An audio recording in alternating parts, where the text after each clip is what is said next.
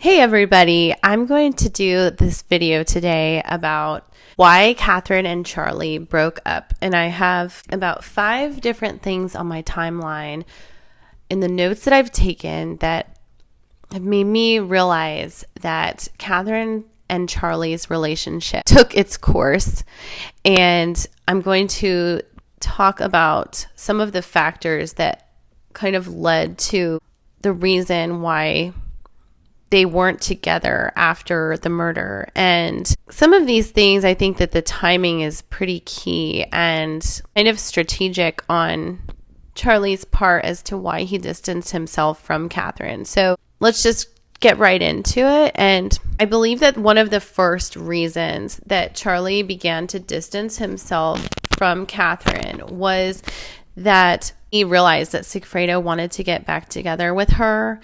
And on April 25th of 2014, Charlie and Katherine text about this deep sea fishing joke. And Katherine asks Charlie if Sigfredo had contacted him. And he says, yeah, he wanted to take me deep sea fishing. And that was said to have been a joke by Katherine on the stand and that it was sarcasm. Sigfredo did not like Charlie at all. And I believe that one of the incidents that Katherine talks about, it was with her and Charlie where Sigfredo actually chased them down the street when they were both going to go jet skiing.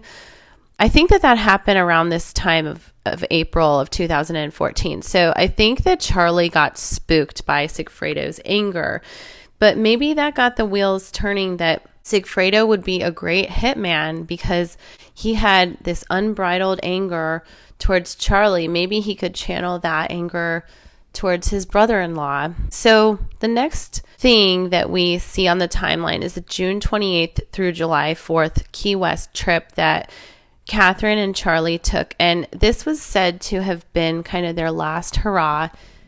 And after this trip, Charlie began to somewhat ghost Katherine. I think that they still plotted the murder because the murder happened on July 18th of 2014. And then after that, Charlie completely moved on with June Mchenda, and then he created some distance.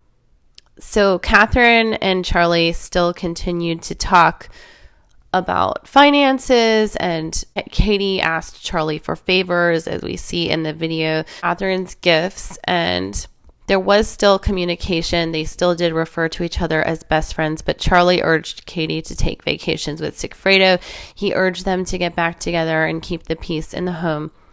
But I have come to the realization that I think that Charlie wanted to create space from Katie after the murder while trying to keep Katherine happy, because in his mind they both got what they wanted and he could move on from his life. But little did he know, he's not been able to move on from this incident and it isn't going away. So they do still seem loyal to each other. So check out my videos, Charlie protecting Katie and did they conspire, and look at the reasons why they're still protecting each other. But no longer romantically involved, obviously, but Katherine still wanted everyone to know on the stand that she was still seeing Sigfredo and Charlie, but this crazy love triangle just unfortunately had to end because now they're in jail and it was not a good way to take care of things. Anyway, you guys, thank you so much for watching my videos. More Q&A to come for Katherine's trial, and